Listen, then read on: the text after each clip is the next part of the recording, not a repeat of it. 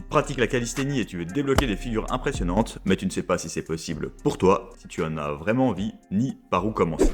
Dans cette vidéo, je vais te montrer comment te fixer des objectifs clairs entre seulement deux approches possibles. Une approche étape par étape et une approche polyvalente. Et ça peu importe où tu en es aujourd'hui, que tu sois débutant ou plus avancé. Bien sûr, avoir des objectifs est quelque chose de personnel et ce n'est pas forcément indispensable, mais suivre une direction pertinente est un gros plus, surtout en calisthénie car on a souvent tendance à s'éparpiller. Et à travers ces directions, il sera quand même possible de valider des objectifs secondaires qui seront peut-être plus optionnels également. À la fin de cette vidéo, tu devras y voir plus clair et tu pourras te lancer ou continuer dans une route avec des objectifs clairs et avec des exemples de programmes adaptés à ton niveau et tes envies. Tout d'abord, pourquoi se fixer des objectifs? Car cela nous permettra d'avoir une vision claire de là où on veut aller, cela nous permettra donc de réaliser des actions pour y parvenir et de prendre de bonnes décisions. Par exemple, adapter notre programme par rapport à nos objectifs, faire en sorte d'apprécier le travail de nos objectifs dans ce programme et dans ce processus. Ce qui renforcera notre adhésion, notre capacité à suivre régulièrement son programme et donc nos résultats. Et sur la durée, si nos objectifs sont clairs, on évitera de vouloir les changer complètement et donc de prendre de mauvaises décisions qui peuvent nous ralentir ou nous empêcher de progresser. En calisthénie, lorsque l'on est vraiment drivé par nos objectifs, on a tendance à faire par exemple de la visualisation. On peut se surprendre à se projeter en train de réussir des figures comme le muscle up, la planche, le front lever. Ce qui fera qu'on aura toujours une grosse envie d'aller s'entraîner pour y parvenir et de continuer à pratiquer même dans les temps difficiles et donc de garder une pratique à long terme. Je ne connais pas tant de pratiquants que ça qui, une fois tombés dans la calisthénie de manière assez sérieuse, abandonnent. Donc ça fait qu'une fois que tu te lances sérieusement dans la calisthénie, tu n'as pas trop le choix de devenir fort ou musclé. Parlons un peu psychologie du sport, on va parler un peu de théorie. Qu'est-ce qui fait un bon objectif? En calisthénie et dans les sports de force ou dans la vie en général, on sera souvent matrixé ou obsédé par l'atteinte d'un résultat, c'est-à-dire un objectif de performance. C'est le sujet de la vidéo car on va essayer d'aller dans le concret, mais n'oublions pas que c'est très important d'avoir des objectifs de maîtrise, voire même plus, selon par exemple cette étude de Van Ypren ou méta-analyse de Lochbone et Gottardi. Moi-même en tant qu'athlète et en tant que coach, j'ai tendance à être matrixé et à être obsédé par cette performance, me disant que ça va pas bien quand mes entraînements sont pas bien, ou en demandant à mes élèves de quelle figure ils veulent réussir sans forcément aller creuser dans leur motivation profonde et travailler sur d'autres aspects, chose que j'essaie de changer un petit peu. Par exemple, des objectifs de performance seraient l'atteinte d'une figure comme le muscle up, la planche, des perfs en street lifting. Contrairement aux objectifs de maîtrise, là où on va se concentrer sur des marqueurs un peu différents, par exemple à quel point on se sent récupéré chaque semaine, est-ce qu'on applique une bonne technique sur ces exercices, est-ce qu'on respecte des RPE assez bas, est-ce qu'on garde de la réserve à son entraînement, est-ce qu'on apprécie ses entraînements. Ces objectifs de maîtrise nous permettront d'avoir une approche plus saine de l'entraînement, qui vont renforcer l'adhésion, être plus heureux et donc finalement mieux progresser et potentiellement atteindre un meilleur niveau. Donc ils sont très importants.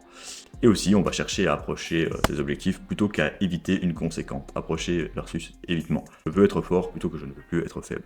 Si on rajoute aux objectifs la théorie de l'autodétermination, on aurait intérêt à choisir des objectifs qui nous amèneront ces trois éléments. Donc la compétence, sentir que l'on progresse, que l'on devient plus fort ou plus technique. Pour cela, il sera intéressant de choisir justement des objectifs appropriés. L'autonomie, sentir que ce sont nos objectifs, se sentir capable de contrôler les actions nécessaires pour y parvenir. Par exemple, maîtriser ton programme, le réaliser, voir que les résultats vont te faire progresser et avancer vers tes objectifs, ça sera une belle autonomie. L'appartenance sociale, ça sera peut-être un peu moins important en calisthénie car on est souvent seul, mais on pourra quand même partager ses entraînements avec quelqu'un, s'entraîner en groupe et faire partie d'une collectivité qui s'entraîne en calisthénie par exemple. Fini la petite parenthèse théorique, mais je tenais quand même à te la partager parce que je pense que ça peut être intéressant de réfléchir là-dessus. Passons maintenant directement à la pratique. Voici les deux routes, voici les deux tendances que j'ai remarquées qui correspondent à la plupart des routes pour des pratiquants débutants, intermédiaires, voire avancés, et qui vont être plus propices à la progression.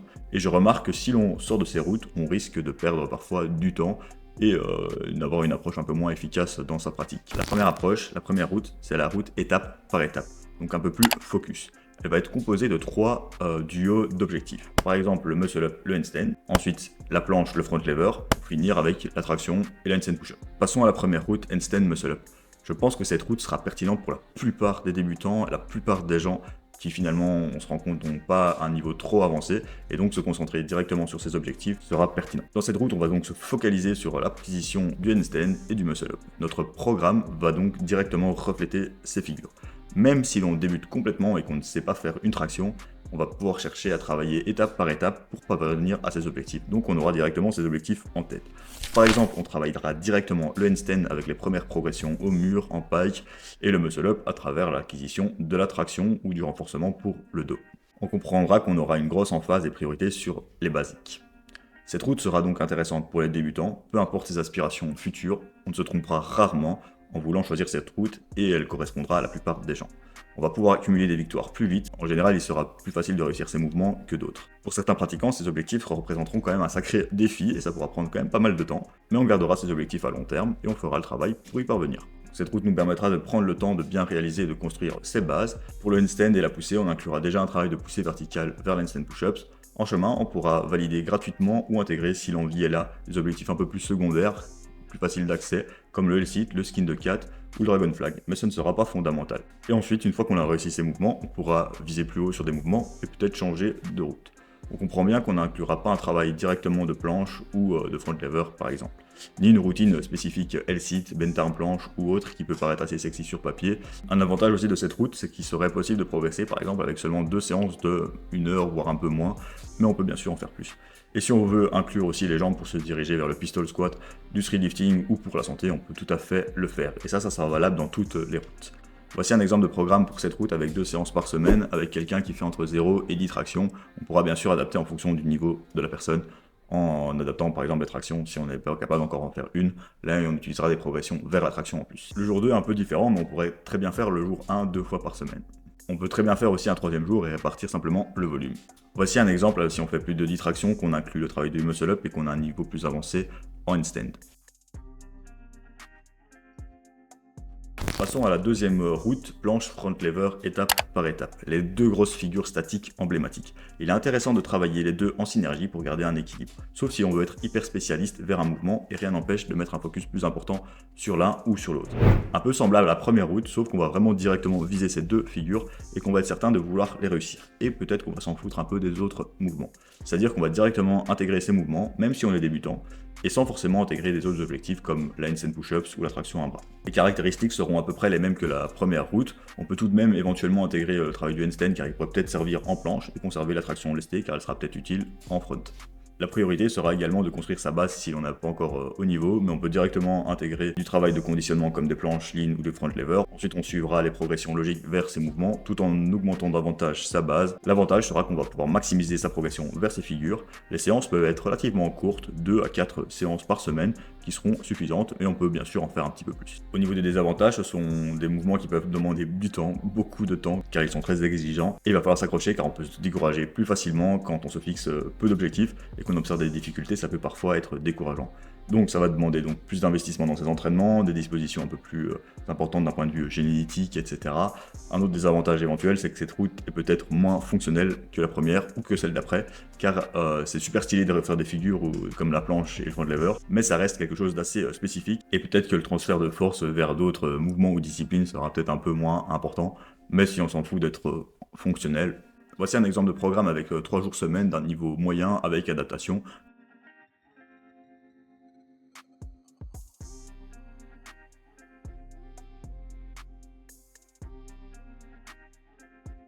La 3e route de cette approche étape par étape est la handstand push-ups, one arm pull-up, one arm chin-up, donc traction à un bras en pronation ou supination en fonction de nos objectifs. Ce sera les 2 grosses figures emblématiques plutôt dynamiques. Donc il va être intéressant aussi de travailler les 2 en synergie pour garder un équilibre, sauf si on veut être hyper spécialiste vers un mouvement et rien n'empêche de mettre un focus plus important sur l'un ou sur l'autre. Elle est également semblable à la première, on va viser ces 2 mouvements et on est certain de les réussir sans vouloir forcément débloquer le reste dans un premier temps. Même si l'on débute, on va vouloir se diriger vers ces mouvements, on va avoir ces objectifs, sauf que dans ce cas, les étapes s'imposent quand même plus à nous, parce que par exemple pour travailler la traction à un bras, il va falloir être suffisamment bon en traction, en faire pas mal, même lester et augmenter son standard de lest assez haut, avant d'envisager un travail spécifique, contrairement à la planche ou front lever, où même si on est complètement débutant, on pourrait peut-être déjà intégrer un travail un peu plus spécifique vers cela. Mais on pourra quand même considérer qu'on se dirige vers ce mouvement, par exemple pour le handstand push-ups grâce au handstand, et vers la traction à bras grâce à la traction. Les caractéristiques seront à peu près mêmes que pour le premier choix, il va falloir s'assurer de développer sa base de poussée et de tirage, d'intégrer directement un travail de handstand et de poussée verticale, de débloquer sa traction jusqu'à au moins 50-70% de son poids de corps avant d'envisager un travail spécifique sur la traction à un bras. Et dans le chemin, on pourra valider gratuitement d'autres objectifs sans forcément les intégrer. L'avantage sera qu'on maximisera sa progression vers ses mouvements. Cette route est peut-être plus fonctionnelle que la 2e, mais au niveau des désavantages, ça peut prendre aussi beaucoup de temps car ces mouvements sont aussi assez exigeants. Il va falloir s'accrocher car on peut aussi se décourager en chemin. Et ça demande aussi de bien agencer ses entraînements, car on pourrait avoir tendance à en faire un peu trop quand on bosse seulement 2 mouvements aussi. Donc c'est valable aussi pour la deuxième route. Voici un exemple de programme sur 3 jours avec un niveau intermédiaire qui bosse de manière assez spécifique déjà sur ses objectifs.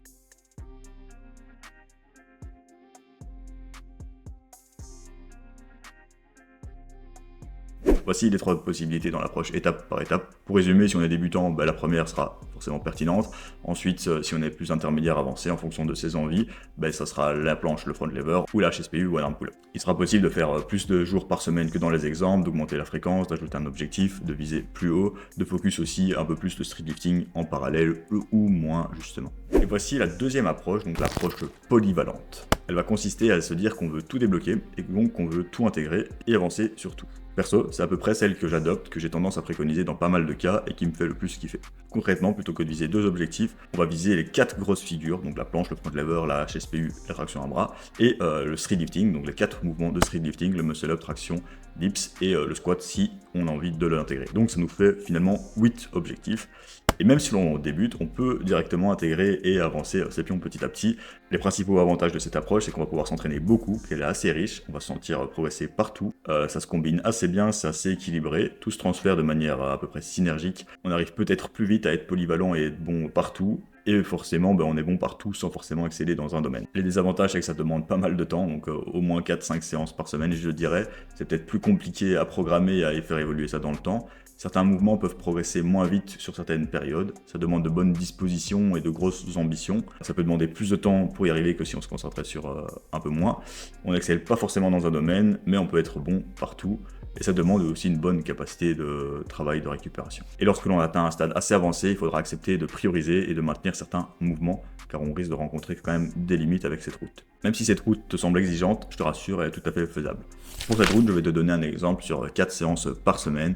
Donc voici une approche avec 4 séances par semaine qui mixe différents objectifs pour quelqu'un qui est quand même assez déjà avancé. Il est tout à fait possible d'ajouter un jour 5 et d'adapter les exercices à son niveau. C'était tout pour les 2 routes, je m'étalerai un peu moins sur cette deuxième route plus polyvalente, mais il y a tellement de possibilités d'agencer ça et de la faire évoluer en fonction du contexte de la personne, etc. que je vais m'arrêter là pour cette vidéo qui est déjà bien fournie.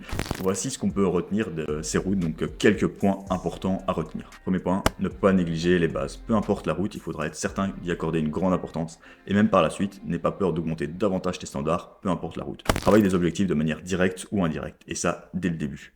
Garde un équilibre entre poussée et tirage. Même si tu peux prioriser un pattern, tu observeras peut-être que tu as plus de facilité dans un. Tu auras des périodes où le tirage ou la poussée progresseront plus ou moins fort. Garde un travail d'hypertrophie constant, au moins 2 à 3 sets par semaine sur chaque groupe musculaire important sur des exercices autres que les 8 objectifs cités ici. Tu peux augmenter la spécificité. Dans les routes ici, je t'ai donné une approche générale, mais tu peux parfois augmenter le nombre de séries, d'exercices, rajouter une fréquence et diminuer certains exercices. N'hésite pas à varier de temps en temps. Sois parfois moins spécifique, varie les séries, répétitions, kilos, la sélection d'exercices, etc. Tu peux changer de route en cours de chemin si tu vois que ça n'avance pas vraiment comme tu veux. Par exemple, tu as visé la planche et le front lever, mais tu te rends compte que c'est très compliqué et tu peux peut-être revenir sur la handstand ou le muscle up. Ou alors changer parce que tu te rends compte que tu n'apprécies pas vraiment ces mouvements et que tu as envie de plus de débloquer la HSPU et la traction à un bras. Mais sois conscient que ça peut prendre du temps et donc vraiment garde le focus sur le long terme, sinon tu risques de t'éparpiller dans ces routes. Et une fois que tu les as validés, tu peux aussi les switcher et n'aie pas peur de les perdre car une fois que tu les as acquis, c'est assez facile. Et en travaillant les autres mouvements, il y a aussi un transfert qui peut se réaliser. Et n'oublie pas les objectifs de maîtrise, donc d'adhésion, d'habitude, de RPE. Et kiffe surtout cette route vers tes objectifs. Pour conclure, comment choisir sa route? Encore une fois, en fonction de ton niveau, de tes envies, de tes dispositions, capacité de récupération, du temps que tu as à disposition pour tes entraînements, ton matériel, tes affinités et tes croyances.